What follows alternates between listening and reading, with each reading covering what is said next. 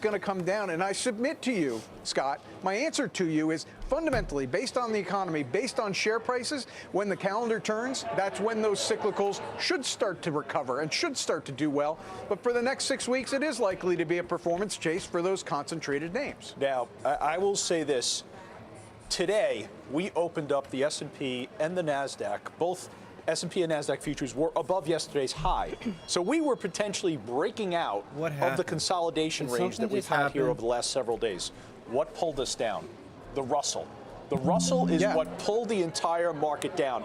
And I think I think we could say to ourselves, okay, for the next 6 weeks, mega caps and the strength from mega caps is the place that you want to be, and that's enough to support the market. I extended it. Okay, now if we extend it beyond the next 6 weeks, I do think we have different an channel. Issue. I think we've got concern because there has to be a point where the Russell stabilizes and we see some dispersion and begins to contribute to the performance. We thought we had that last week, and it has failed this week. Why wouldn't you say it's an opportunity, though? I mean, the economy is growing faster than expected. Atlanta Fed GDP now, you said it's 2.1 from 1.2 in a week's time. So the economy is going to stay strong. Earnings have been really very good. No one really wants to give any credit to these companies that have putting up some really good numbers. And it's not just tech. I mean, the revisions have been, Scott, it is what it is, better than expected. People thought it was going to be down 4 or 5%. It's up about 2-3%. It's not home run, but it's better than expected. And by the way, I would submit to you that a lot of companies beyond tech have put up even higher growth than 2 or 3%. And I think, to your point about, is it easy just to own technology? It is for the next 6 weeks, but I do still think there are pockets within industrials. I mean, did you see Parker Hannifin? Did you see Ingersoll Rand? Even Caterpillar bounced back after it saw a decline. There are opportunities. I think the consumer, we're going to talk about that in the next block. I think the consumer has been resilient, and they're benefiting from lower gas prices. So I think there are pockets and places where you can invest. You're doing good, but just go to 45 in the Russell and the and then go back up. I don't care what you do. Because I actually think because it I believe, is. Something. I believe that like the just Russell go somewhere will near my only find its expiration bottom before and my begin to rally expiration. when It's not a pulling fucking penny. forward the first rate cut from July to June, but when the market expects at 75% that rate cut is coming in Q2 of 2024 because we disagree. Let me finish. You want to be ahead of that, though, Joe. You know that. We have a different strategy. We have a different way of looking at markets, Steph. I believe in breakouts. I believe in momentum. You're looking to trying to identify value. So I'm looking at the Russell. I see the Russell as a falling knife. I see what you see in the long term. That's crazy. So I I don't got to think go. the Russell is going to continue the break downtrend even. that I it's gotta in go currently, like because I think at some point the 24,000%. Federal Reserve has to react to the economic weakness that's building.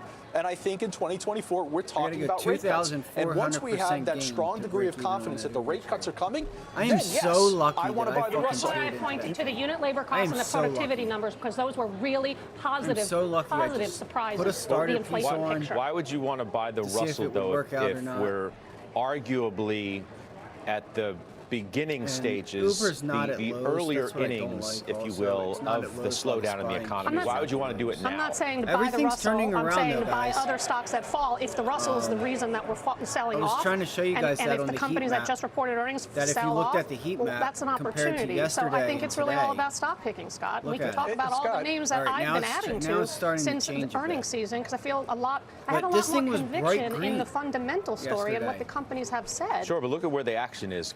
ServiceNow, for example, is on pace, Joe, for its 10th straight positive maybe I session. just let it go. Adobe, right, its 8th straight. You see what Datadog did yesterday? I mean, that's where the action is. Like that's I said, where the action continues to be. I bought a piece. I'm sorry. Like I just put a starter position on, and then once it just ripped, factually these true. things were just If we go back 3 trading days, just 3 trading days, we would have said the exact opposite. And then that's the battle that I was We fighting. would have said Okay, I'm tired of missing trades. We would have noted because the fact that the small caps had an incredible week as the market and get to that like 10 but o'clock, we may have in the 10:30 same window light said, to where options have already is like that the sustainable is already in the kind of decayed, economic and you're environment that getting we the think we might contracts, be like, at a decent heading price? towards? And I bet many would have And then said I'm not like, I necessarily. find And what's myself happened is missing it's now trades, given so I'm back like, almost fuck it, I'm 3% just of gonna what it's start taking gotten trades. in the Right? last week. Your point is well made, and it allows me to highlight where the difference in my outlook is. Maybe to yours, maybe to yours, Joe. You're talking about a slowdown. These stocks are priced for a recession. Okay, and I'm agreeing that the economy is going to slow down from the third quarter because that was ridiculously high. But as Steph just said, the consumer is strong. The consumer has remained strong as inflation continues to come down. and as it looks like the Fed is taking its foot off the brake, at least taking the foot off the brake, maybe not adding to the gas pedal. But that's a condition in which these stocks, small caps, value stocks, are priced for recession right now. And again, to Steph's point, a lot of them are showing good earnings growth. They're just not getting the respect. But I mean, at some point, stocks are rightly priced. Okay, but not right now, not in the cyclicals and not in the small caps, unless, here's the unless you really believe that there is a recession coming. Had a great debate with Steve yesterday, right? He is firmly in the camp that we're going to have a recession. Stephanie, others have said, we don't think there's a recession Why aren't you coming. buying small cap stocks then today?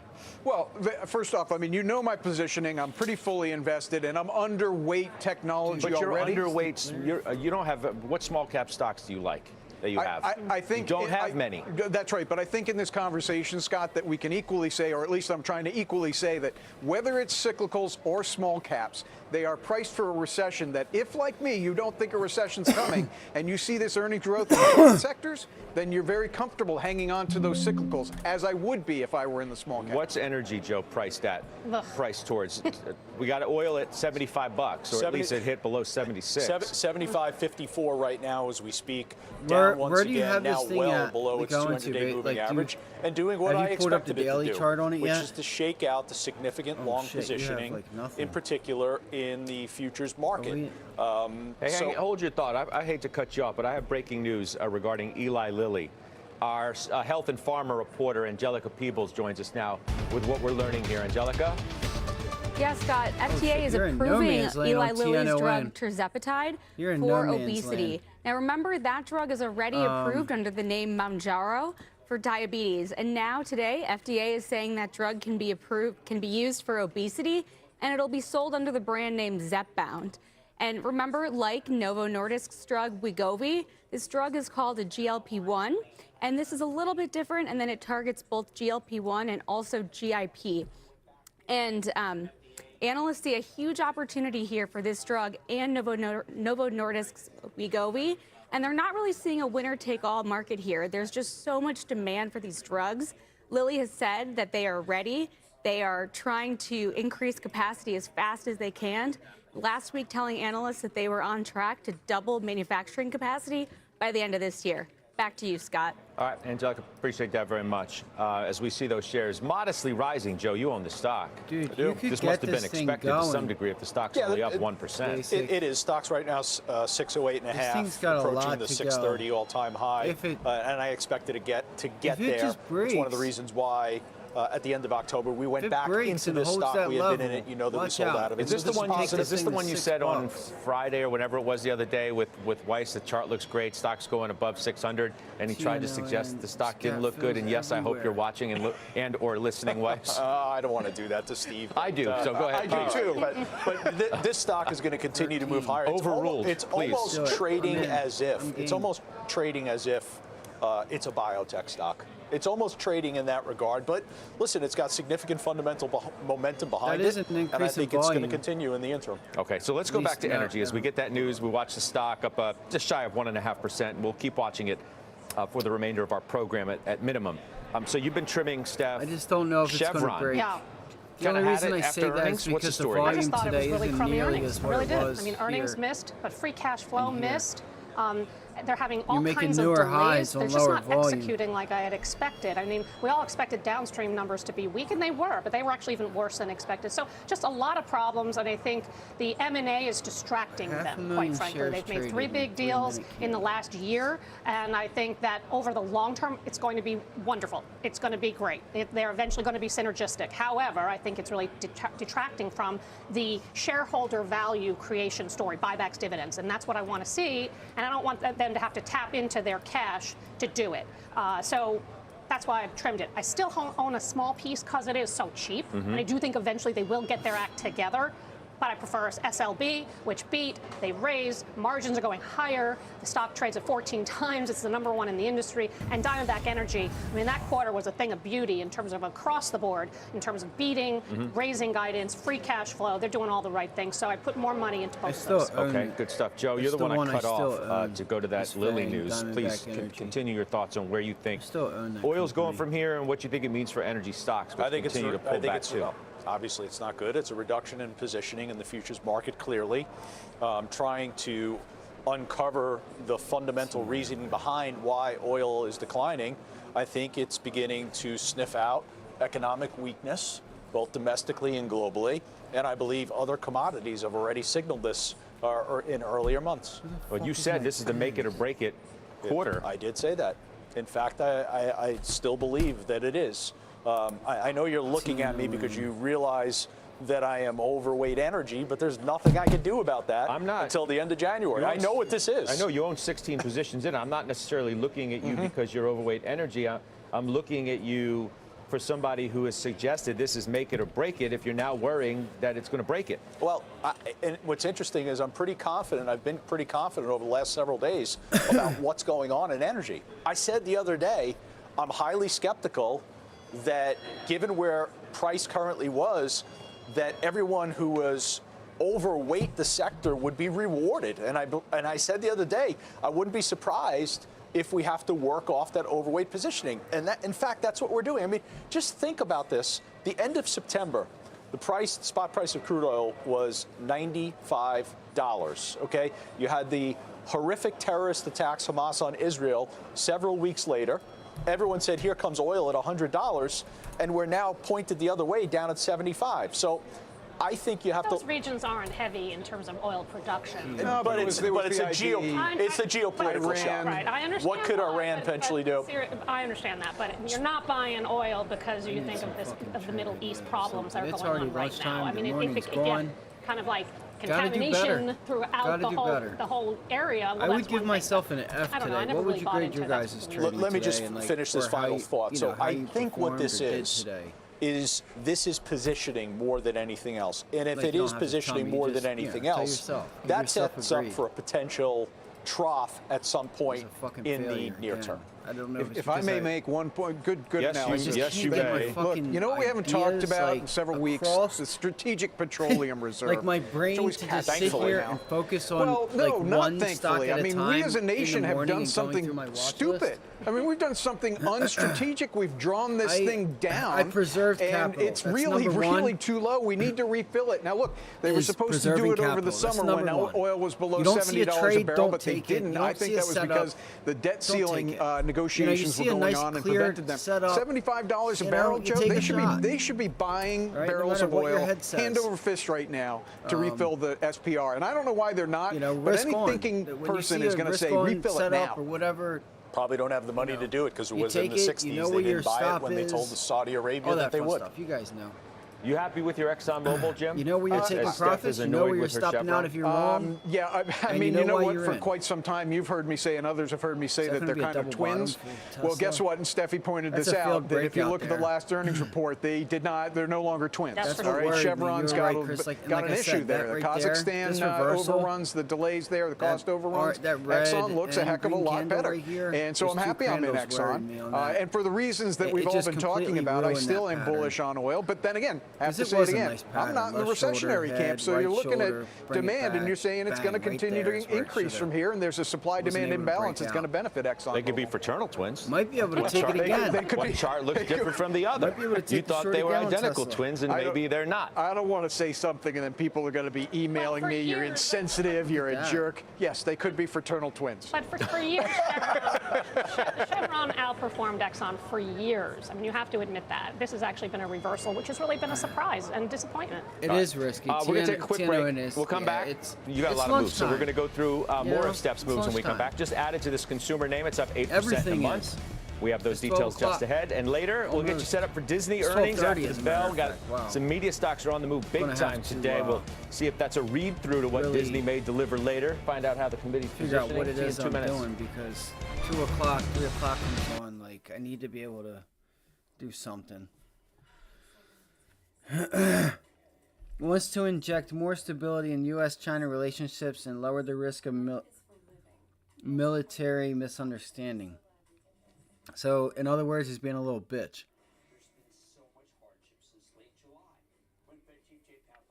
Prepare to restart military to military channels.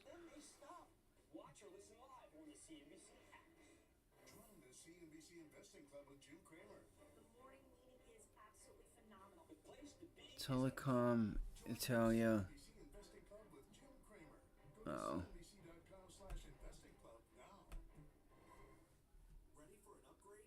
Oh, fucking Tesla. Tesla's gonna do it. Nope.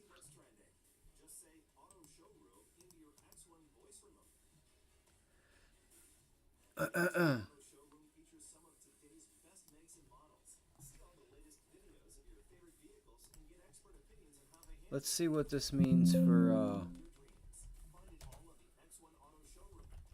it doesn't really mean anything.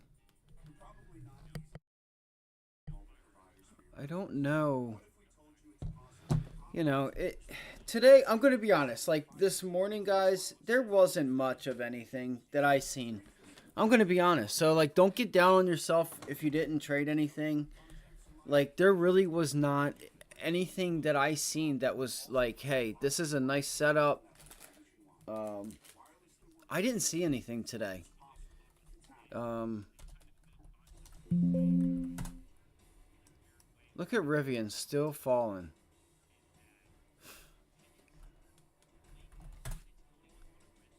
Gotta do better. Uber still putting in a flat top resistance, still holding this level here. RBLX. So Roblox definitely, I would keep an eye on this for Roblox. I would keep an eye on that.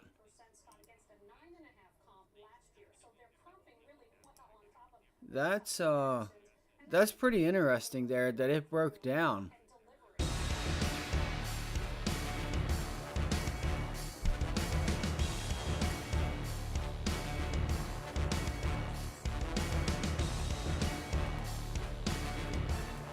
All right, we're back. Another move. Stephanie Link, you bought more McDonald's. Bought more McDonald's. Let me see if I can come up with some trading. Tell me why. I bought more McDonald's because I thought that the quarter was really very good and the fundamentals remain very strong. They beat on earnings. They beat on total revenues. I mean, earnings grew 18% and revenues grew 13% year over year. Comps were up 8.8%, Scott, against a 9.5 comp last year. So they're comping really well on top of really tough comparisons. And that's because of digital and drive-through and delivery all taking shape. It's the technology effort that they have been putting money into this company, and it's starting to pay off. So it's only up 1% year to date. I kind of view it also as like a staple stock. It's kind of a defensive name. I also think you're going to see trade down as well from the consumer, and so I think that should benefit them as well. Okay, now how about this call, folks? Piper Sandler today, Jimmy, says buy retail. Right? They say the XRT has reversed a 3-month downtrend, add to positions on a topside breakout. Discretionary above its 50-day moving average for the first time since September. A whole bunch of retailers report next week. Depot, Target, Advance Auto Parts, TJX, Walmart, Macy's, Bath Body Works, Gap, Ross Stores, BJ's. Gutsy call, and I'm not just saying that because I agree with it. We're going to do another call later that I also think is gutsy that I disagree with, but I agree with this, all right? And Steph and I have talked earlier about the strength of the consumer, where jobless claims are. Next week, we're going to get another look at retail sales, this time for October, after all the student loan payments have gone on. So next week is pretty important, both on the macro and specific to the company. Look, the consumer is employed. The consumer is employed, and inflation is coming down. Now, consumer sentiment stinks. It is really lousy. And it's really lousy because all of the news that's out there. But bottom line is the consumer has disposable income. With inflation coming down, they are spending it.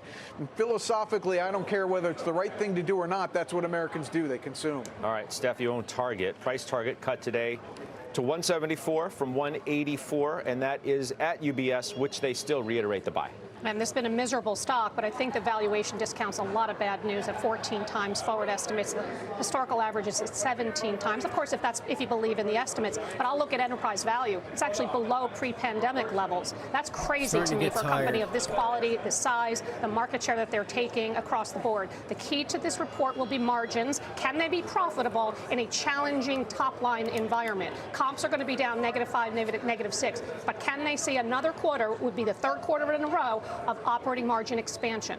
That would give me confidence that their turnaround is actually working, and that has to do with inventories. Joe, do we agree with this call by Piper Sandler today to buy retail stocks? RSI climbed bullish We said back above the 50-day. You have a number of stocks next week. You own Costco, Darden, Lulu, Ross, TJX. And Burlington as well. And Burlington, Ross, and TJX are in the bottom quartile when I look at the 16 consumer discretionary names that we own in the ETF, and when I look at the performance, the strength is coming. There's in the names Roblox that we own breaking, from guys. E-commerce, Roblox is Mercado breaking Libre that is the level. best performer that we have in consumer discretionary. It's coming through travel, Keep an eye on the Expedia, S&Ps and the Airbnb, Qs, Marriott, obviously. Booking Holdings. So it's not really coming from these names. I respect and understand Stephanie's view on Target. What I'm trying to disseminate is why there's such weakness in Target when there's such strength in Walmart. I think that's a fundamental peculiarity that I think has to be uncovered before I could say, okay, go in and buy Target. It's mixed. They have more consumables than Target. Target is more discretionary, and that's been known for a long time. That's been where you want to be. So you've been right. I've been wrong. I think eventually they're going to change their mix to a little bit more of a balance between consumables and discretionary. And oh, by the way, I think they're doing a phenomenal job in discretionary. for a 39 because they have put. all that private label that's really This thing's doing moved remarkably $2 well. all day. Consumables. You talking about groceries? And you want me to pay 50 cents? Exactly right. It's like For a 70% 39 at put. Walmart, 75% at Walmart. It's only about 40 to 45% at Target. And so you're seeing definitely people flocking on the consumable side to Walmart, which is why Costco's also doing quite well. Joe, you sound reasonably negative about the consumer or discretionary stocks, but yet you're overweight that in the ETF. And momentum, which makes a difference for you, obviously. The XRT's down 8% in 3 months. So it had a downdraft over a period of time where you could have rebalanced out of some of these names you did not. Why? Well, that's not true. We sold out of 6 names. So retail ones? We pulled out. We got out of Chewy. We got out of Nike. We got out of Ulta Beauty. We were sellers of those names. We were out of Yum China as well. Why are you still I should have phrased the question better, and I apologize. Why are you still overweight? Retail. So, excuse me, we are overweight Nice job, man. travel. I can't do We're TNON. overweight There's just e-commerce. something about We're it for me overweight that home builders, DR just Horton, can't do it, I don't Lennar. I mean, it and looks good. we I just are can't. overweight apparel, I don't know. Maybe specialty I apparel can. in the form of Lulu, and You we know, also I have just quick feel like I serve need through Chipotle. So pullback we only have and a 3 nice names that little are pure bounce retail, and as I off of said this with my initial area. comments, they are at the bottom quartile of performance. Okay. Well, this is a perfect segue to go to our retail reporter who's got our news update, Courtney Reagan. Thank you very much. Fascinating discussion there, Scott, for certain. Well, the Israeli Defense Force reopened a humanitarian corridor for 4 hours this morning, allowing passage to southern Gaza. An IDF spokesperson called the northern Gaza a, quote, fierce combat zone and said time was running out. The Rafah border crossing is also open again today. Documents obtained by NBC show more than 700 people are eligible to cross, including around 100 Americans. The EU Commission recommended today that Ukraine be invited to start membership talks as soon as some final conditions are met, regardless of the continuing war with Russia. Ukrainian President Vladimir Zelensky called the report, quote, a historic step. EU leaders formally accepted Ukraine as a candidate to join the Union last year. An explosion at a Texas chemical plant sparked a large fire, sending plumes of black smoke into the sky. A nearby private school was evacuated, and officials issued a 5-mile shelter-in-place warning. Officials said the impacted building was a petroleum and I'll be right back on TNON and then Appreciate Roblox. that, Courtney Reagan. Up next, our chart of the day. Shares of a media stock are sliding. Cool, man. Chris, you hard have a today. great day, After bro. a wider than expected loss. I might have a watch list out tonight, Now, so one of Jim's I will stocks have is a down, video out, too, whether it comes in out that this space. We can weekend talk about after I get that. a haircut and stuff. Another one of Jim's stocks reports earnings in overtime tonight. You guys will Gotta see talk it. about It'll that, say too. on there on the next. thumbnail. Sorry ass trading. Right there. Right on the thumbnail. Sorry ass trading. So you have a great day, Chris. Hopefully the rest of the week will get better. You know, take the time to go over some charts and stuff like that. And I'm gonna do the same. I'm gonna start doing it right now and seeing if I can't, you know, say, all right, this is where I'm buying, this is where I'm selling if we get there.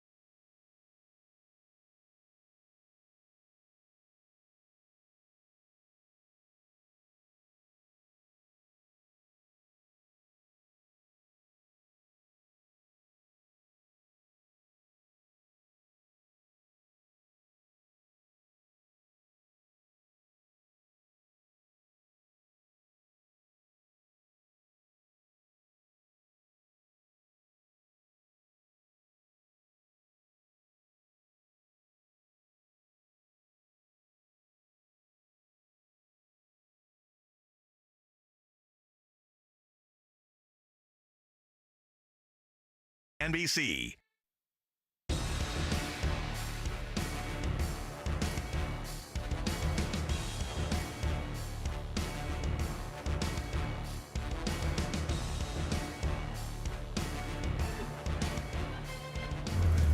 We're back.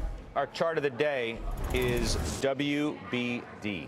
That's Warner Brothers Discovery, down 17%. The loss was worse than expected. Sluggish ad market. The CEO, David Zaslav, media industry going through what he calls a generational disruption, quote unquote.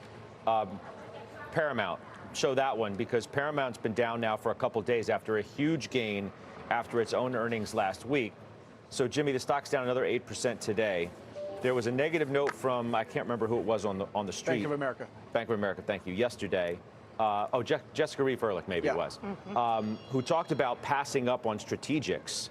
And that was one of the reasons why the stock sold off hard yesterday, I think it was. And now it's followed through today, maybe in part on that and also WBD. Well, today is definitely Warner Brothers. I mean, because yesterday's news is yesterday news. But I think what's being missed here is that there's something going on at Warner Brothers that doesn't seem to be being replicated at Paramount. If I just go back to the earnings, and we didn't have a chance to do this last week, Scott, but the earnings at Paramount, which came out Thursday night, were fabulous. I mean, free cash flow much higher than expectations, announcing that they've reached peak losses and are behind, are now peak losses for streaming are behind them. What you're seeing at Paramount is free cash flow estimates going up, up, up. Ms. Reif's issues with regards to asset sales, I mean, she's welcome to have them, but I think at this point you've got a pretty good collection at Paramount in terms of the linear media, which actually is going to do well next year with Super Bowl advertising and political advertising at a time that streaming is now on a much more accelerated track towards profitability. But Warner Brothers, they lost subscribers. Everybody else seems to be adding subscribers, including Paramount. I know that we've had these conversations, and I know that you've said in the past that one of the principal reasons for continuing to own Paramount was for a strategic option, for the likelihood of a deal, correct? Yes. Yes. So if the analyst, very well-respected analyst, says that they've missed the window for some great opportunities to do the very strategic deals that you are holding the stock for, why do you continue to hold a stock that's barely above $10? Very solid answers for this. The strategic deals to which he was referring is to sell off some assets like BET and perhaps Showtime, which are worth more to Paramount in the conglomerate that it is right now. I still commit to you, Scott, that the company should be sold. But after Thursday's earnings, it's worth a heck of a lot more. Not less, a lot more, because the free cash flow is positive now and is going up. I just want to point out one other thing. They are selling assets, okay? They sold Simon & Schuster, the book publishing arm, obviously not core to streaming media. They sold that, and they're using the proceeds to immediately tender, as they already have, for debt outstanding, which will mean that they have no debt maturing until 2027. So all the worries about, oh my God, how are they going to refinance, higher interest rates, all that stuff, forget it. It's 2027 that they next have to refinance. I'm also thinking about what kind of premium that they would even get if, let's just say, someone wanted to buy the whole company. What kind of premium are you going to get for, with such a dramatically declining stock price and what is perceived to be in many corners a declining asset? Okay, so good point. First, good point. The stock is higher now than it was before earnings, thank goodness. Okay, but to the analyst Ms. Reif's point regarding asset sales, Showtime being combined with Paramount Plus is key to why they were able to increase pricing to subscribers during the quarter and still have basically no effect on churn. It's that combination of Paramount Plus with Showtime. If you sell off piecemeal assets like Showtime, you're not going to get that sort of synergy. So I said earlier that there is a call coming up that is by an analyst that I disagree with, but it's still gutsy. A lot of respect for her. A lot of respect for her. I just simply disagree. I mean, obviously, and I hope I've laid out the reasons why. There's a herd mentality surrounding if there was Warren any Buffett. real Let me ask volume, you, is it 15% it would still step the in stake here. that I don't they care have if it's in 12 Paramount? o'clock, 1 Okay, it's a o'clock, 2 large o'clock, stake. So 9 o'clock, how much 8 of a o'clock, premium is built 1 o'clock up in the fucking morning. within that herd this level's a mentality where decent people level, are just saying, okay, and it's going to Warren bounce Buffett's off here of at it. 15%, I'm going to be in the name. And then amount of how much of a volume together. factor And look at is it it? just bouncing Do off you of ever that give level. consideration to what if Warren Buffett says, okay, I've had enough. I'm stepping to the sidelines. I mean, great questions, Joe. And look, sometime in the next week, we're going to get that 13F filing. I would expect that the holding is down at Berkshire, if not eliminated altogether. That's something that I think is priced into the stock. I can't be the only person who's seeing that, right? It's going to be what it's going to be. I see the asset values here. I see the free cash flow. It's worth a heck of a lot more than the $12 plus or minus. You almost hope that he's out. So, Steph, let's look ahead then to overtime with Disney. We're going to hear from Bob Iger in an exclusive interview with Julia Borson after their earnings are released in overtime, right? So that Hugh Johnson's coming in to be CFO. You thinking about buying the stock again? I mean, that's a huge hire. He's been around for 34 years. What a success story at Pepsi. And I actually think that maybe he's the next CEO. Maybe Bob Iger is bringing him in for the next couple of years or however long it's going to be. But this is a seasoned veteran who knows how to run a company and how to drive sales. And now I think Disney's much more complicated than something like a Pepsi. Pepsi wasn't broken. Didn't they already learn their lesson by hiring somebody who wasn't exactly in line with the creative I think ethos? Trying to choose my words carefully. Who wasn't necessarily in line with the creative ethos that defines what Disney is.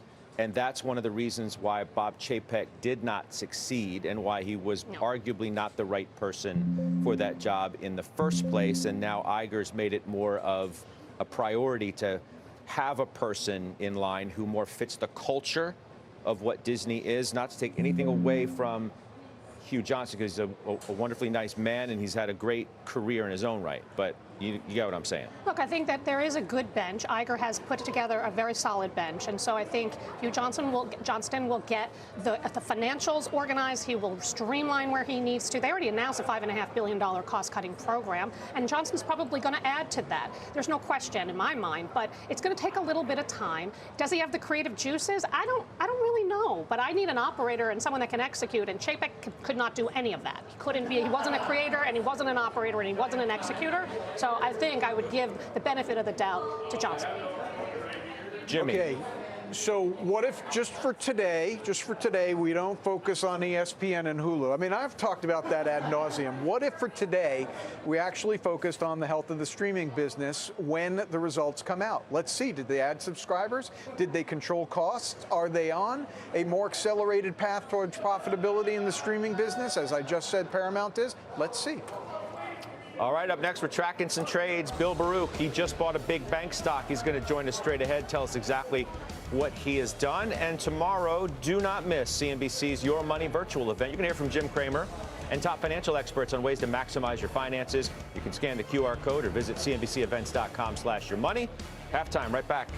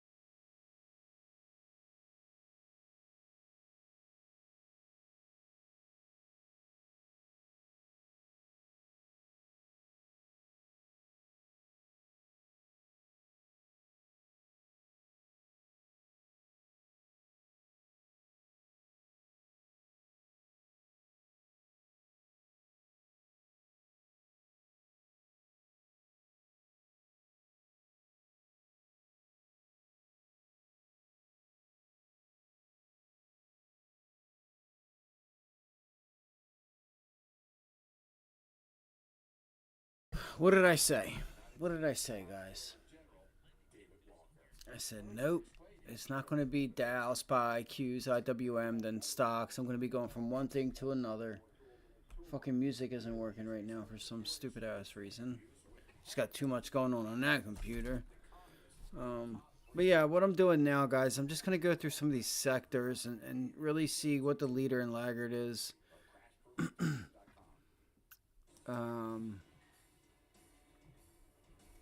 Yeah.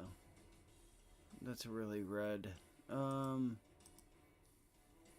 So yeah, looks like we're going to acquire some more downside here. So doesn't mean we're going to get a crash, but a pullback is in sight. And we're due for a pullback. We should get somewhat of a pullback. We've just, you know, if you want to keep this rally going, you want to bring in some buyers at some levels. Like nobody, if this just continues, you can see the volume just getting lower and lower. For anybody that's new, think about those things. You know, you really want to want this market to start really catching a bid. It's got to pull back. It's just overextended. Nobody's going to go long off of this level. Everybody wants the best price, right? All right, Bill Baruch's been a pretty active trader, part of our investment committee, of course. He joins us right now again because he's bought JP Morgan. So you initiated a small position in JPM yesterday, I'm told, correct? That's right. And, you know, at the end of the day, JP Morgan is the undisputed heavyweight champion in banking. We've owned Bank of America, but I've been hesitant to build into that position. It's been sitting in the cellar, bottom 5 of our 30 stocks. But I like what we've seen in rates. I like some of the environment coming ahead. I mean, year 2 of a bull market, which we're heading into, is I think financials and healthcare can outperform. So I want to get more banking in there. JP Morgan, I mean, they've guided strong on net interest income. And I just think that they're going to be the leader. So Bank of America may have some catch-up to play here, but in case it doesn't, I think JP Morgan needs to be in the portfolio. So adding the two together, they're in the middle of the pack, even though they both sit in the bottom. Yeah, I'm looking at financials. I mean, they just can't get much traction. This, issue of where rates are and where projections are and where the economy might be going seems to just continue to hamper this group. A good week here, a good week there. The more medium-term picture looks dicey, though, no? Absolutely. And my fear here is you look at Bank of America, and you'll relay that with the 10-year Treasury. I mean, they're trading leg and leg. So you think if you're buying financials here, you have to think that we could be topping in yields. And I do. In the commodity fund that I run, I am long 2-year futures. That's a Stanley Druckenmiller trade. I've been in that just before he was talking about it, too. So I'm positive here that I think we're turning in the rate environment, big 10-year auction coming up to today. But it's not about right here, right now. I think as we head into next year, a lot of this is going to subside. Again, $131 billion in unrealized losses in Bank of America is an eyesore. So that's why I'm hesitant to add to that. But I want a little more financial exposure in adding JP Morgan. All right, good stuff. And we appreciate you coming on and telling us about that. We'll see you back on the desk soon. Bill Baruch, Stephanie Link, Bank of America, Morgan Stanley, Amex, which is your largest financials position. But the banks. Yeah, by the way, I feel really good about American Express. They've executed really well in the double-digit loan growth and that sort of thing. So JP Morgan, I don't own it. I can understand why it's attractive. It's down 8% from the highs, and it trades at 1.4 times book. It almost gives you like a 3% dividend yield. And I know they're the best in breed. I do think Bank of America is going to play catch up, especially if you do think, like Bill does, that rates have peaked. I think that will be better. You just said JP Morgan's the best in breed? It is the best in breed. Why don't you own it? It's too expensive. When I can get Bank of America at 0.8 times, when I can get Morgan Stanley at 13 times. By the way, Morgan Stanley is now yielding 4.5%. That's pretty competitive to the bond market at this point in time, but it hasn't done well. But I mean, the PE though. Let's show the PEs again on JPM.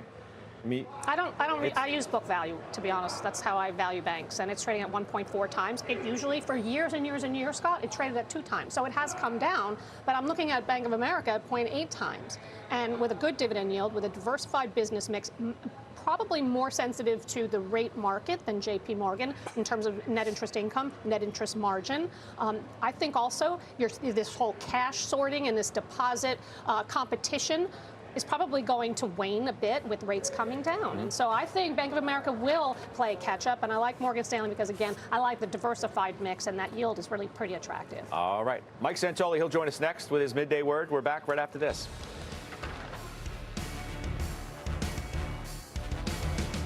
Are you following the Halftime Report podcast? What are you waiting for? Look for us in your favorite podcasting app. Follow the Halftime Podcast now.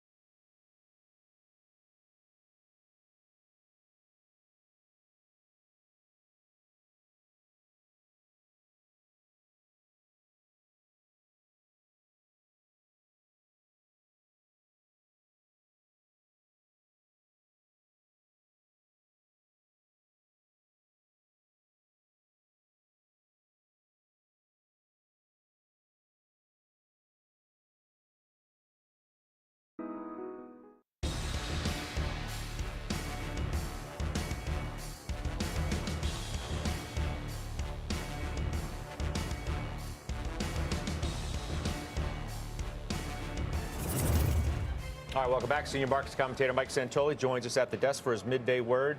Another one of these kind of whatever days. Russell's giving back. Exactly. What do you make of this? Doing just enough again for the S&P to kind of hang in there. We haven't in this whole period since the rally started at the end of October.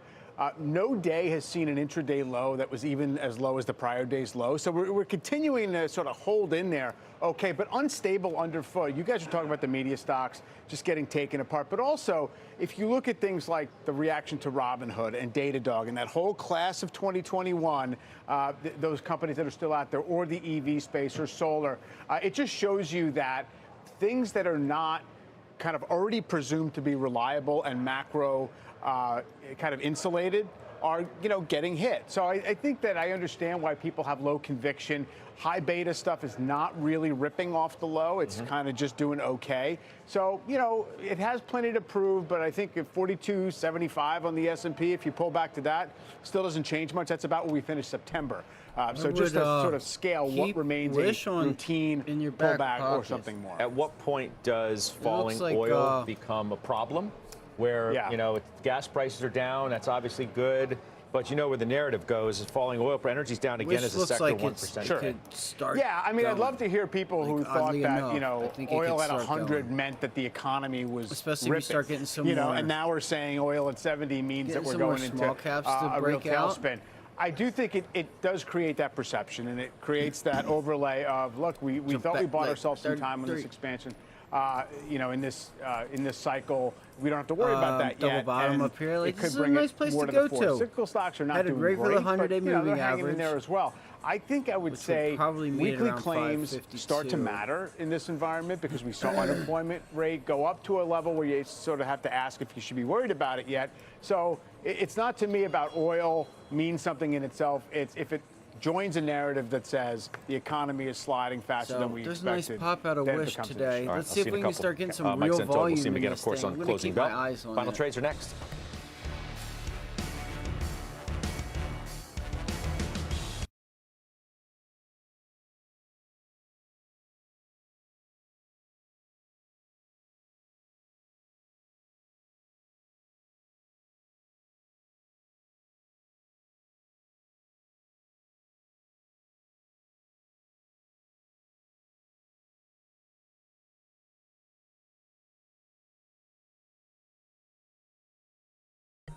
Look at the volume too start to increase, bro. Wish is no good. You're right. It's junk. You're right. But how many people you think have been short this junk ass stock? You know what I mean? Like, look at the volume today. I'm just saying it could be an early play. Get a dip buy, and then, like, you know, maybe tear in or something. Like, that's all. I'm just thinking, like, what could happen, like, tomorrow. Today's Wednesday, right? Today's Wednesday. Come on, phone. Yeah, today's Wednesday. So, like, Thursday, Friday, maybe small caps start squeezing and you see, like, Wish start going. I don't know. It's just an idea. Overextended? I think it's just getting started. I think today's... Oh, it had... That's why. It had earnings yesterday. That's why. You're right. It is overextended. I take that back. I apologize. It is a bit outperforming the market. Because the market's down here. And it's still up here. No, you're absolutely right. I didn't see this at first when I looked at it. Thank you for pointing that out. It had earnings. I didn't know that. I thought this was just kind of like squeezing, you know, for no reason. And I thought you started to really get some volume in today, but obviously there's volume for a reason. Oh, shit. Yeah, you're right on that. It's overextended.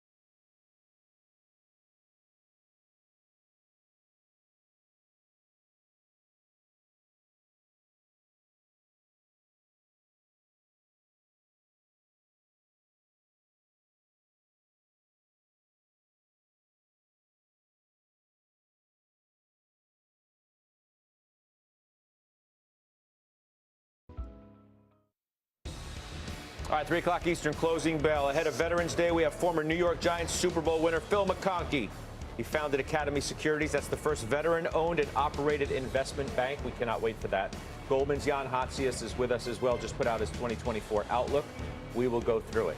Final trade. Stephanie Link, you're first.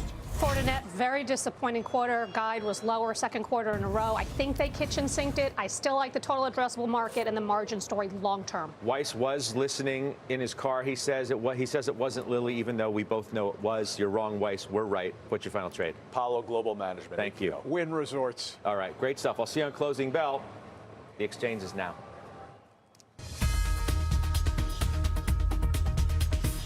Thank you very much, Scott, and welcome to The Exchange. I'm Kelly Evans. Here's what's ahead this hour.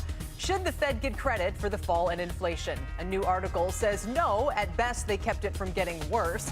We will debate that and talk about why rates may have to stay at these levels longer than the market currently thinks. Plus, 2 ways to play the trend of people being stuck in homes they bought with low mortgage rates. We'll talk to 2 CEOs with a front row seat on that trend. One beat, the other missed. We'll look at why and what that tells us about housing globally. Also, Disney, Affirm, and Instacart are on deck with their earnings reports. We'll preview those and highlight the one name out of the bunch.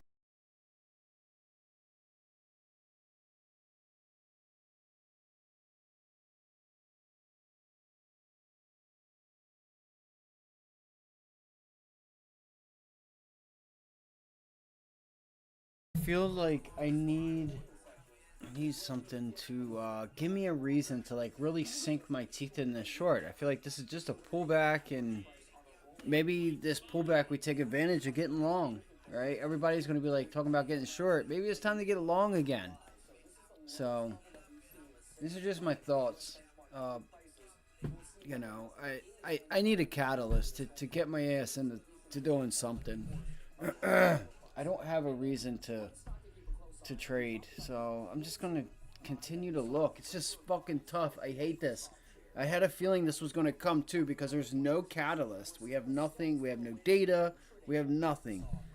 So there's no real reason to do anything. It's lunchtime. It is what it is. Just gotta face the facts that plays didn't happen this morning, and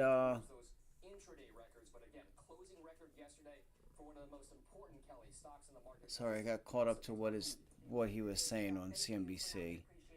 But yeah, benchmark crude. You know, just gotta whether or not there is any kind of a floor for this going forward, but it's been a pretty decent downtrend over the course of the last couple of months.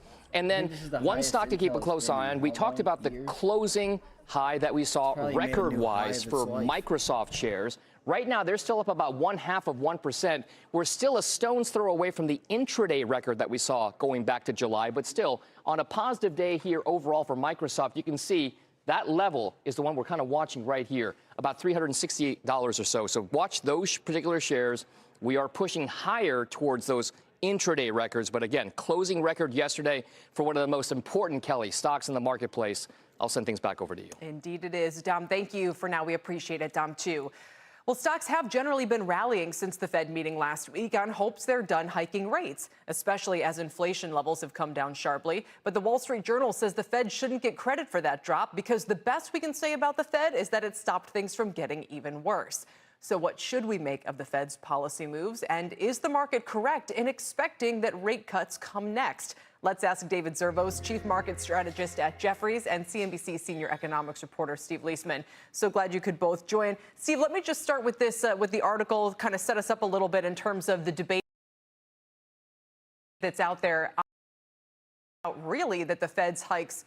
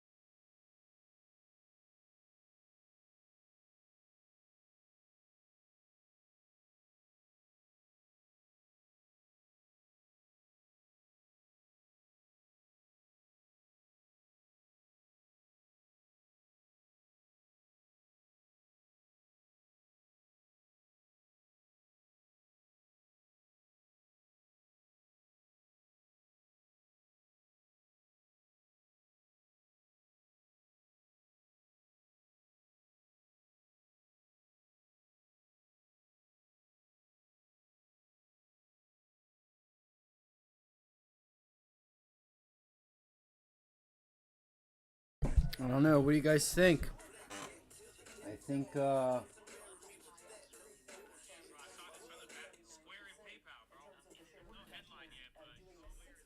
hold on.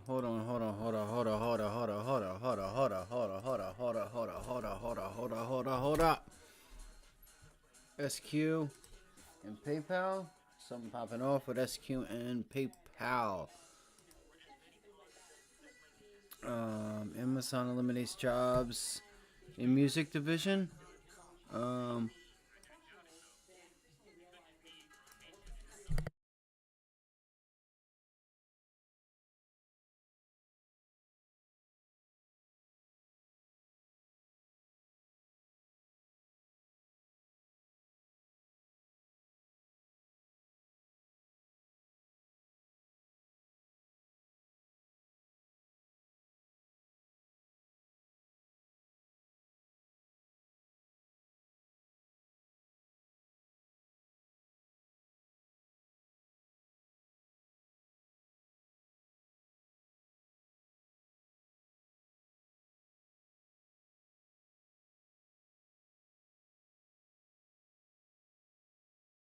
Bro, what is going on? You guys see this?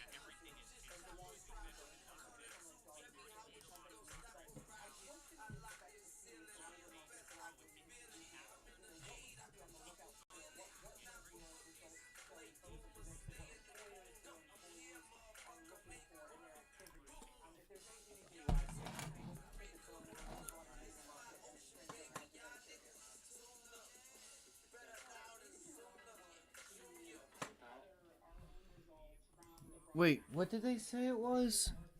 I'm still trying to get news. If anybody has news on PayPal, let a trigger know.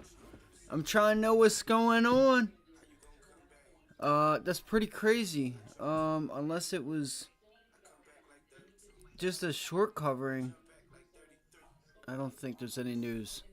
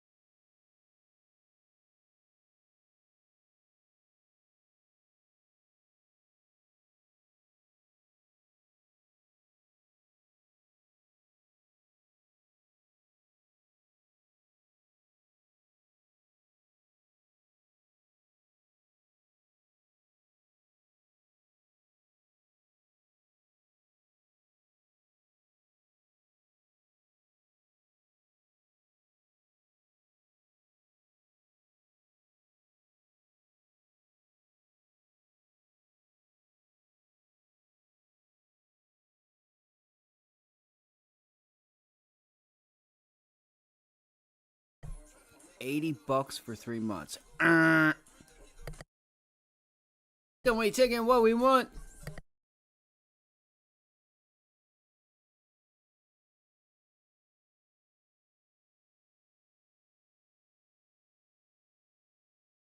Oh, nice. Are you still watching? Is it still going? It looked like it was one of those runners that was just gonna go all day. I mean, you know what I'm talking about. All right, you see these patterns and they just here it comes. Like, it's gonna happen now, right? If it's gonna go, they're gonna go what we want. I miss that PayPal. Just run out of nowhere. Like, it sucks to not. It is risky. Yeah, it is risky, but I still think this thing still just continues the trend. I mean, like, the reason I say it continues is because you're not really seeing any huge selling to, like, make you think any different. That's all. does have a double top. It put in a double top here too. It put in a double top there too, but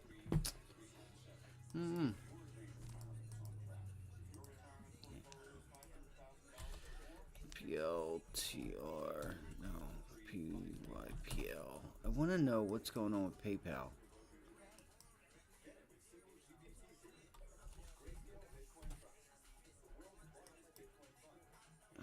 That's crazy.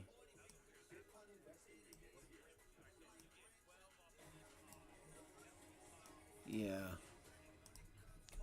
That's what I mean. It's trying. I think, like...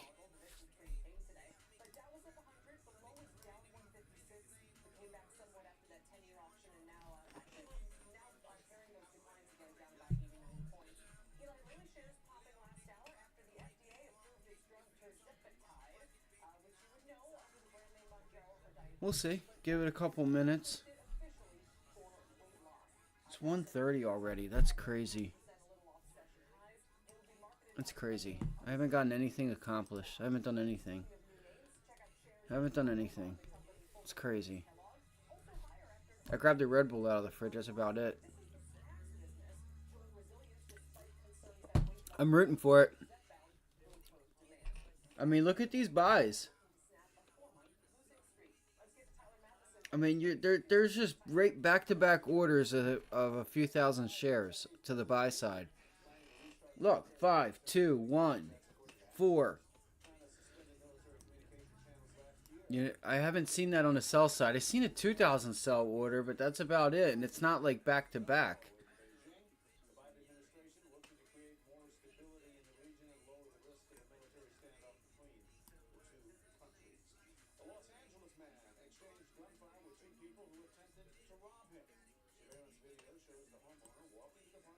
Oh shit, I would. I would, bro. I would. You're right up there. I would. I mean, honestly though, yeah, it's been sitting up here for a little bit. I would. You haven't sat up at an area for this long. Right? I mean, other than in the morning, you hung around that 289 for a little bit of time, but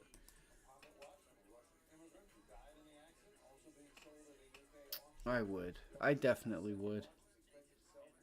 And if it goes higher, so what? So what? Maybe it gives you another opportunity, or something else opens up tomorrow or something. Nobody ever went broke taking profit. What they did do was go broke by letting their losers just continue to beat them up.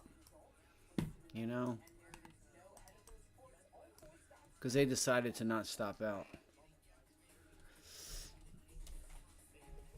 That was just a Uber reference. KRE. Looks like regionals want to reject this area. They've been pretty weak. That would have been a beautiful trade. I wonder what those 44 puts are now. I had 44 puts on Monday, and I'm just curious to know what they were at. I think they were like 40 cents or something like that when I bought them. Let's see. No, what it...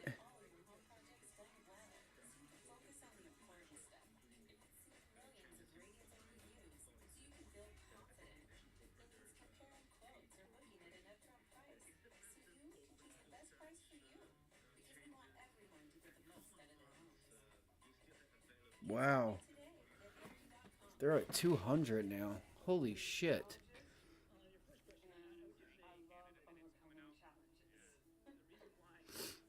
Yeah, that's crazy.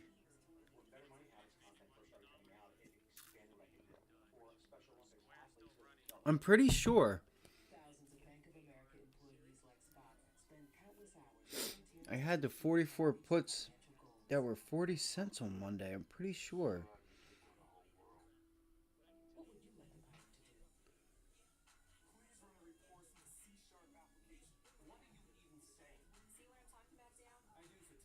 Come on.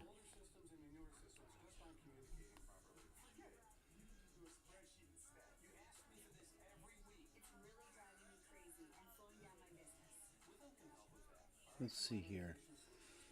Monday. So that's an hourly chart. I don't know. This options chain is trying to mess up, but I'm pretty sure I was in the 44 puts or I could always just go back and look in my order book. That's pretty crazy if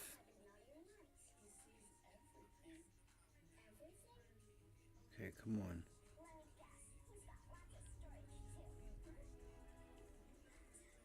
Mm-mm.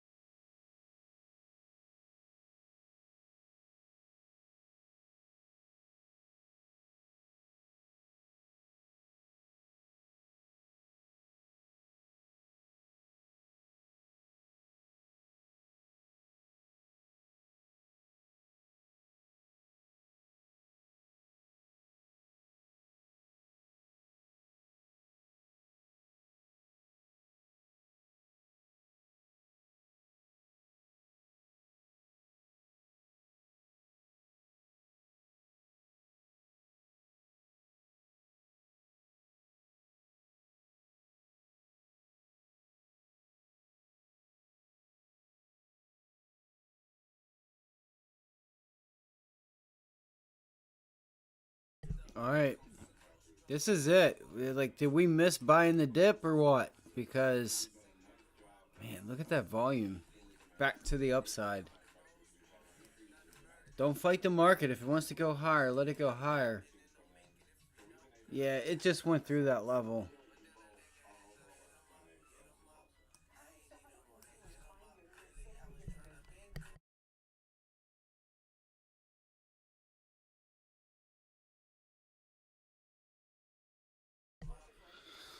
Oh, fuck.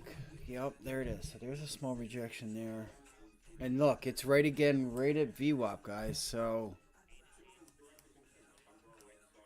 I don't see why we should go down, but a pullback is necessary.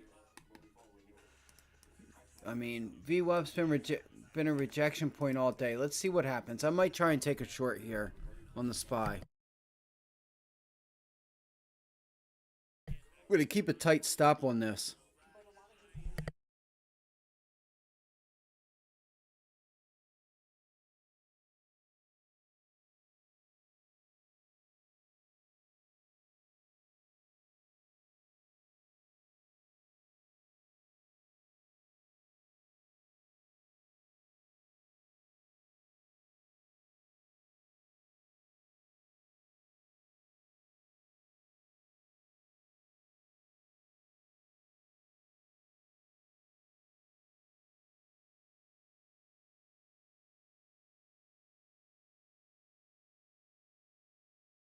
I'm in those 436 puts. Just so you guys know, I am in those. I'm going to keep a tight stop on this.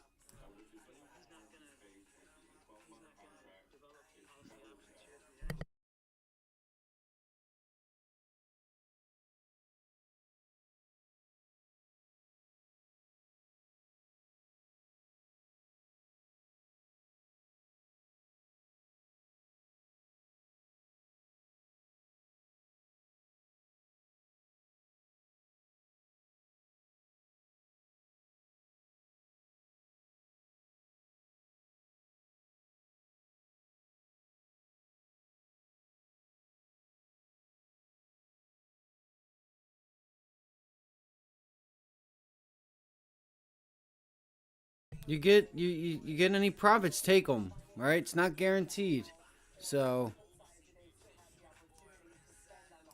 nothing's guaranteed. Let me look at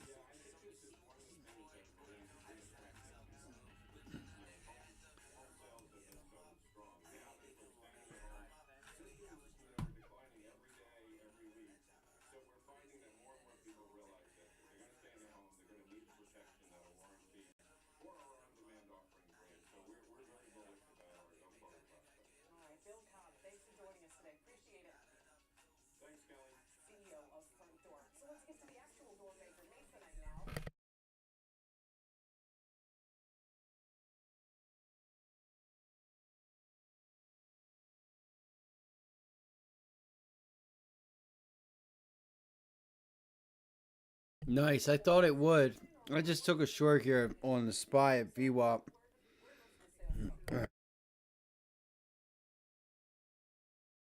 And look, there's a nickel contract right there, guys. A nickel contract.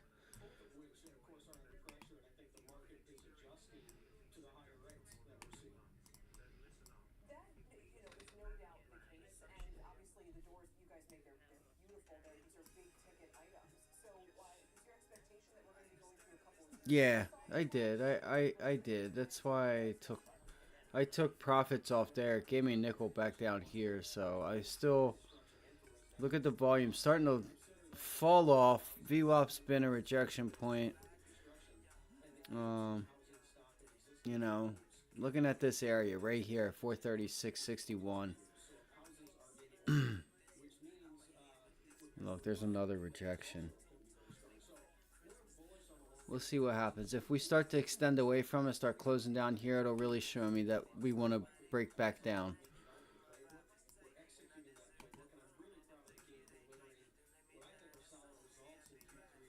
Right along.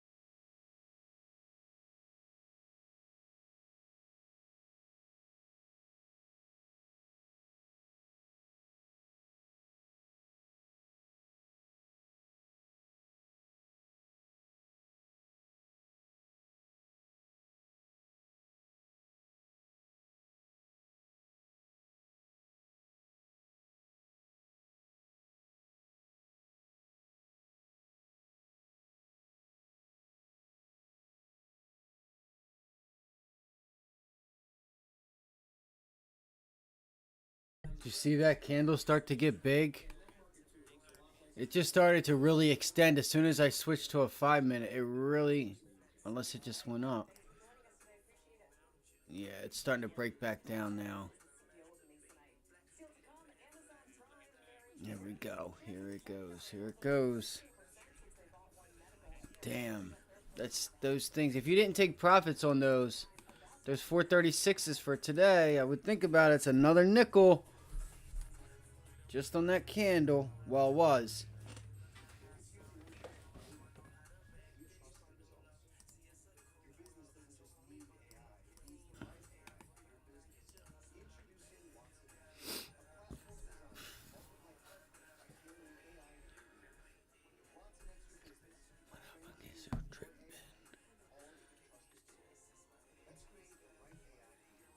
I mean, VWAP is clearly still acting as resistance. Puts.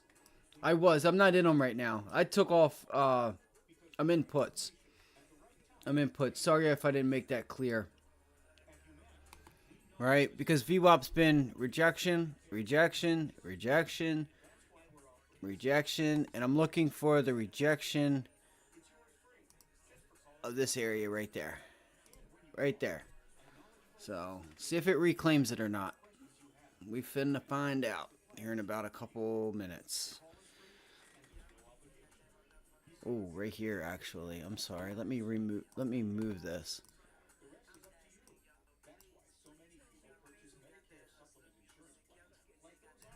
That might actually be the better area right there at 436.80. But yeah, puts. I got in those at 24 cents, took it off at 30 cents a contract. Grab my nickel. I'll let it show me that it wants to give me something before I really put on and try to hold it. I think it might break.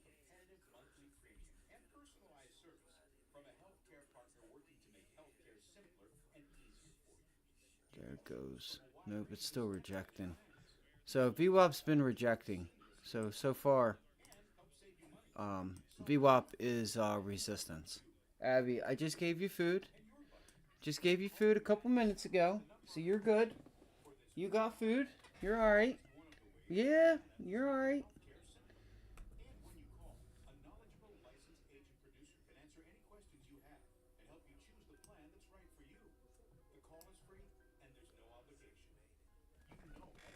Alright, so that volume's drying up. Let's see if we can't get another shot here.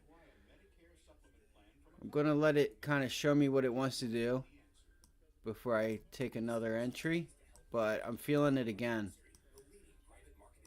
It's gonna. I wonder if it's gonna break out a little bit. Look how low this volume is. Look at that. Look at that fucking volume, and the volume here on this one. Look how low it is. Look at it.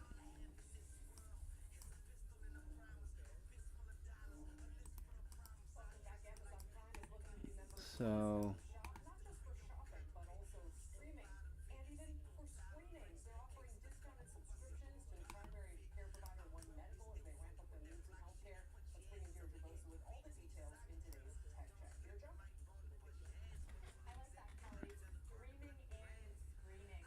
Give it to me. I'm taking another one right there. Let's go.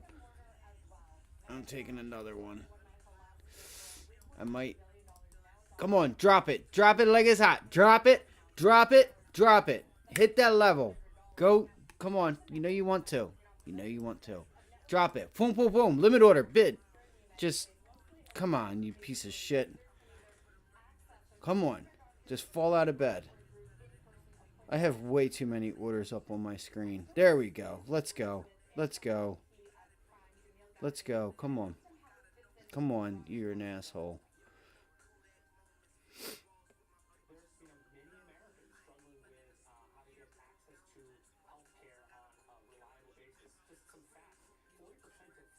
Alright. I'm going to...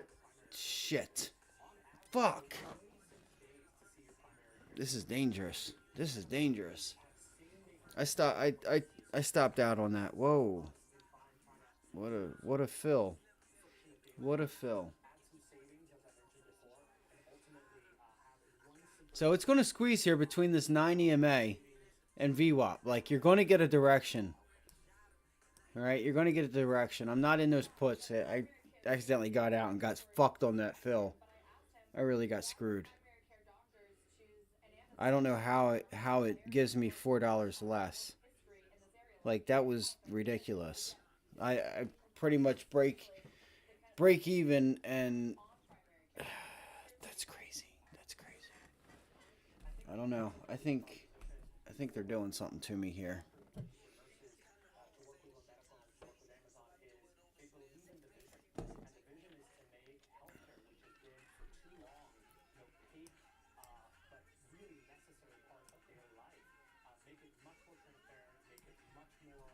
Here we go. Come on, do it. Just drop. You know you want to. Everything's telling you to drop.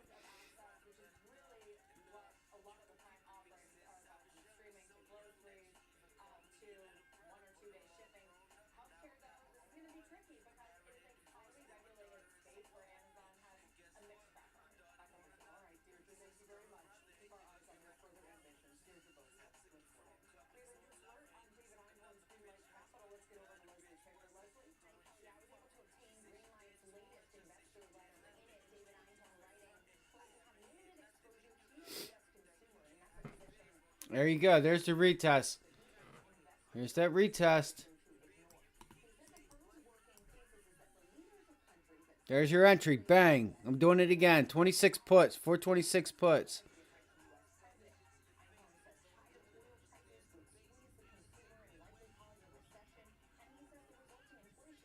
Let's go.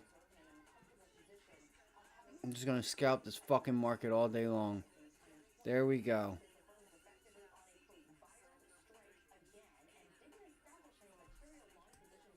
It's not going to be easy, but...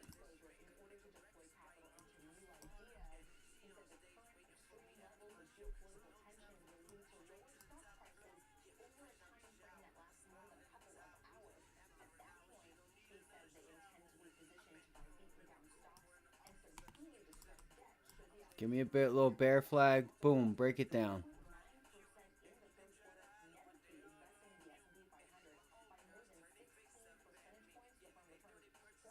I got a limit order at like 32. I have a limit order sitting at 32 cents. So I'll get filled if we get there, or I might get stopped out. We'll see.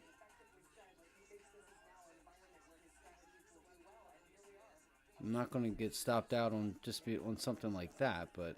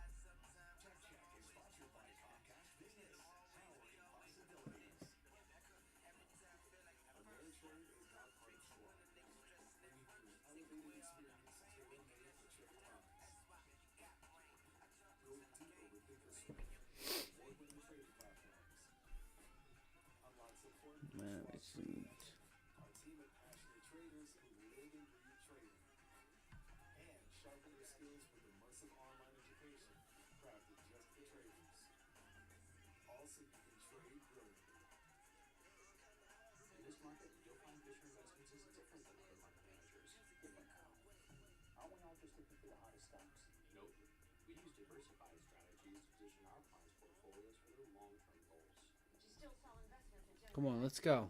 I feel like my computer is running slow. I feel like it's not moving as quick as it should.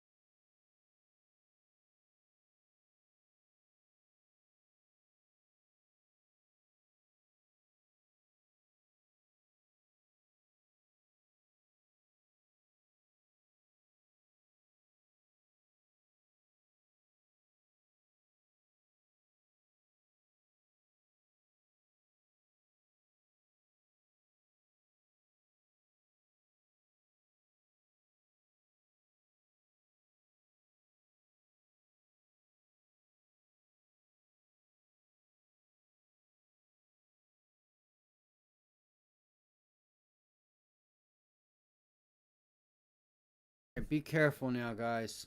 This is where it's about to get ugly. It's about to get ugly. It's going to break and start ripping. Watch. Let's see. See what happens. The volume is crap.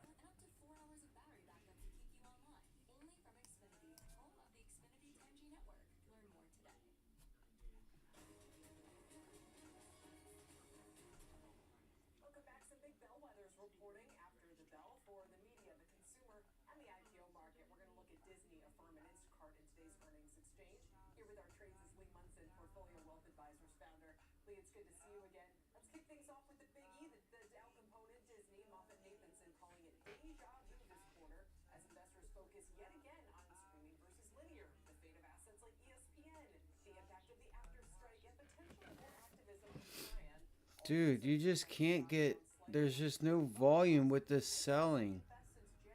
I had to take some off there, and it's a horrible fill. Look at that volume. So I stopped out on that one, on that. There's no volume. Now watch it start, right? It may come in because I stopped out. Now how do I...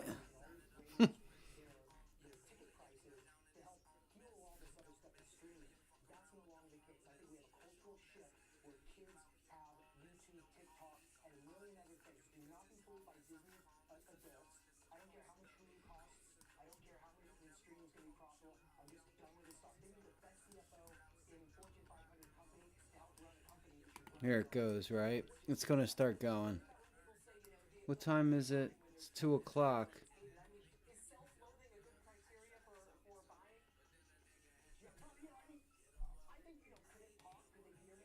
Yeah, now look at the volume. Now, why does it look different? Was there like a lot? Oh, that's because of that buying that came in on that tail, probably. Watch it start to make that line resistance here at 439.59, and then we could really start to see this thing drop a bit. The candles are really small. I feel like there's not much pressure one way or the other, right? There's not much selling pressure or buying pressure, so you could just be, you know, throwing, you know, you could just be wasting money.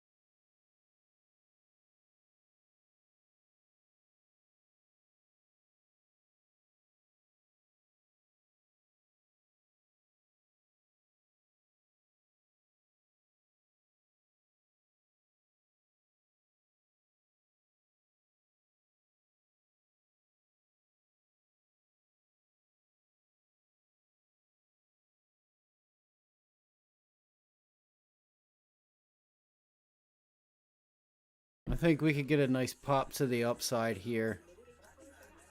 All right. Should see what happens. I think you get a nice little pop. Man, it just cannot get above VWAP. You just can't get above VWAP for nothing.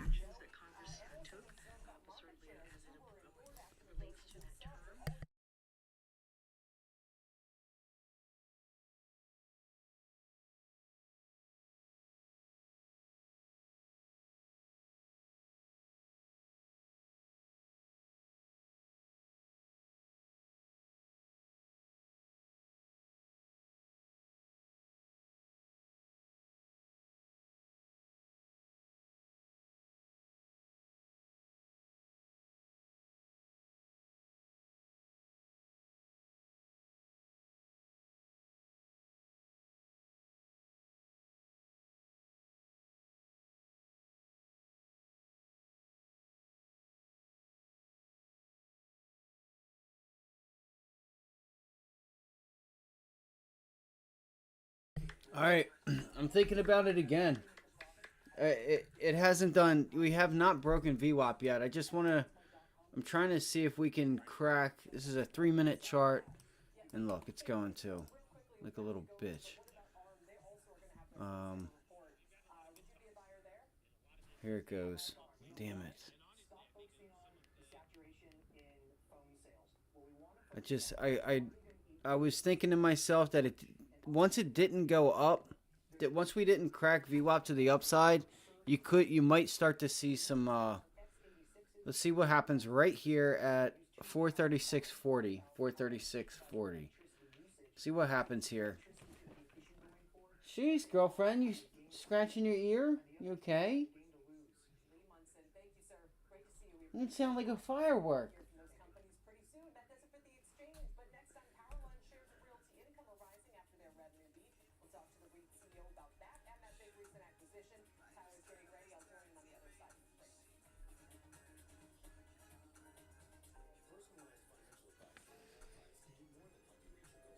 It's a nice bounce off yesterday's this, well, just like off this range. This is a heavy resistance area. See if we just made it support. See if we can't go higher here. And work our way back up to the opening price.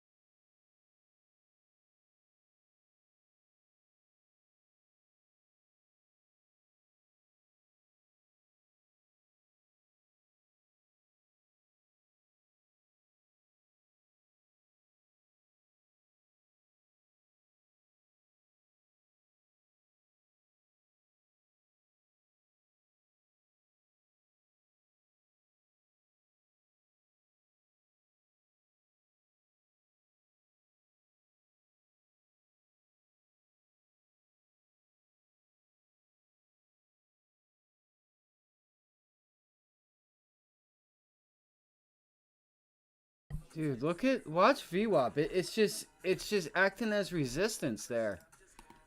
It cannot get above VWAP for nothing. For nothing. So now I'm fighting this area right here. Now we're fighting the support level right here. And resistance here at VWAP. So. What a bug issue tripping. Alright.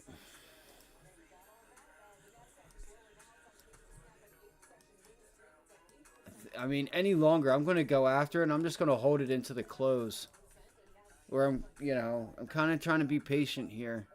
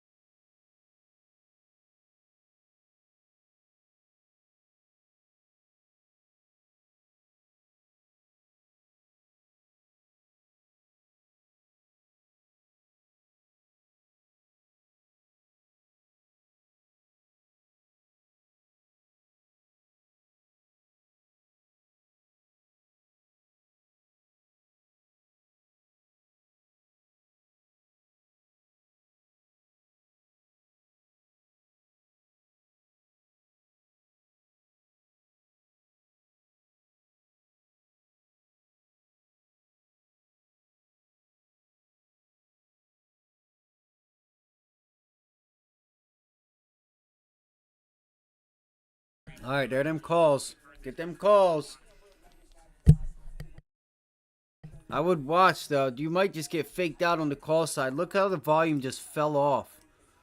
Volume just fell off a cliff.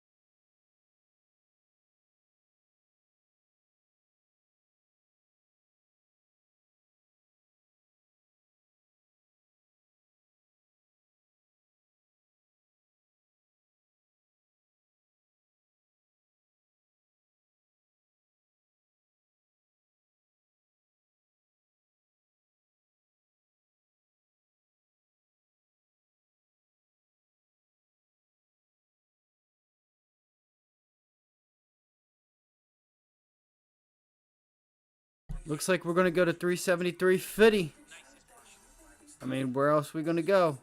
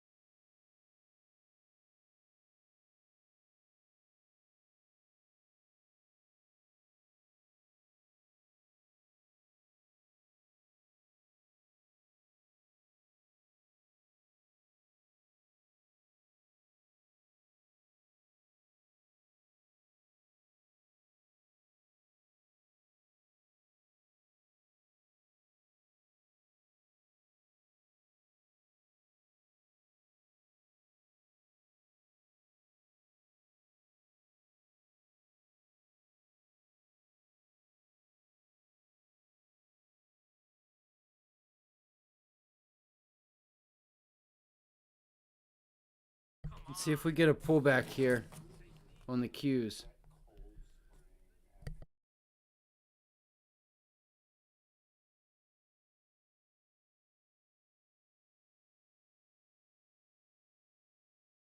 Where's my 15-minute VWAP? Hello? We're missing VWAP, bro.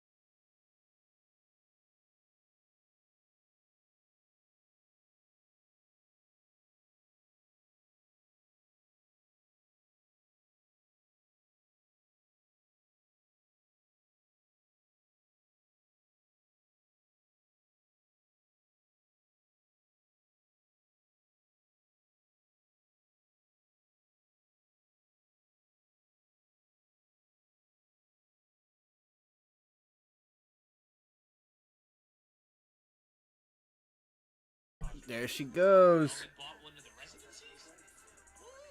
Sorry, I don't. Here we go, right here. See, there's your tail. There's your tail, 43,721.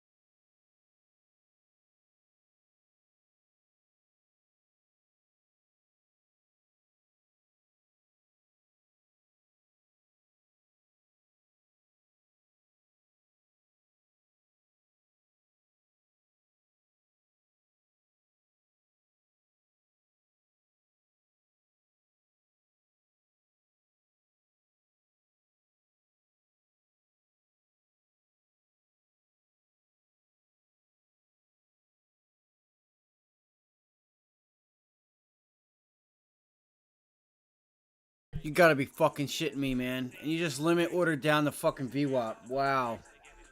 God damn it. Fucking assholes, man. I swear. Unbelievable. Sell, sell, sell, sell, sell, sell, sell, sell, sell, sell, sell, sell, sell, sell, sell, sell, sell.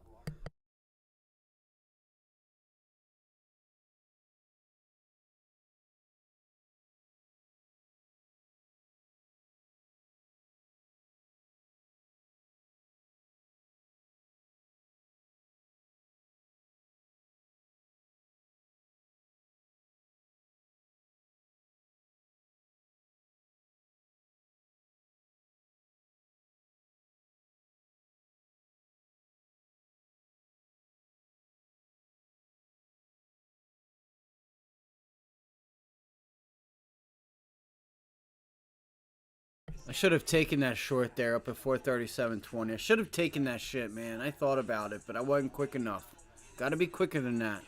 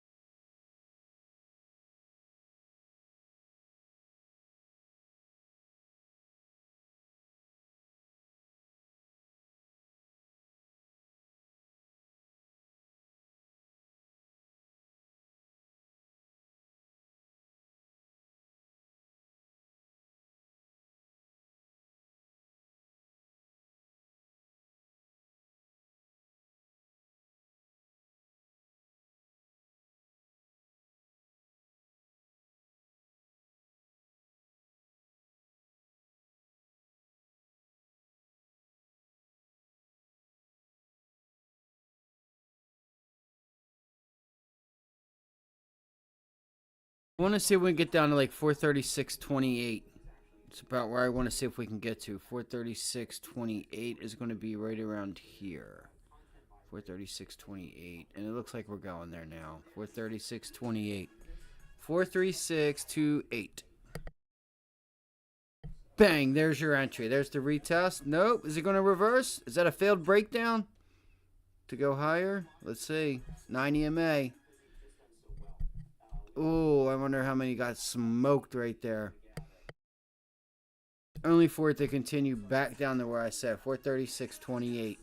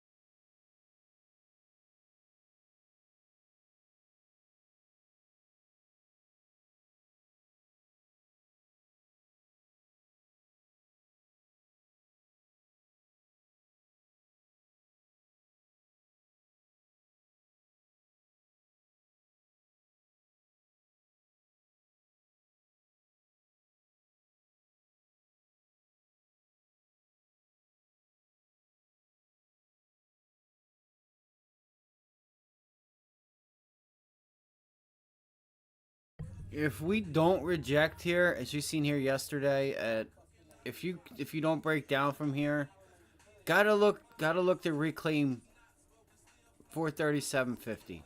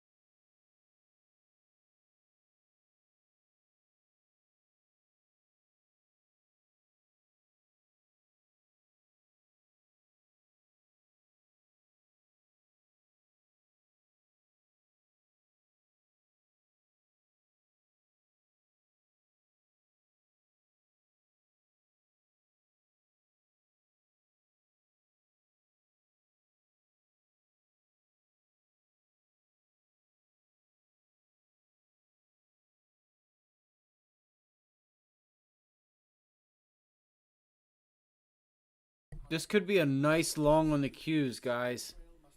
If this line holds, this could be a really nice long. 372.50 on the Qs.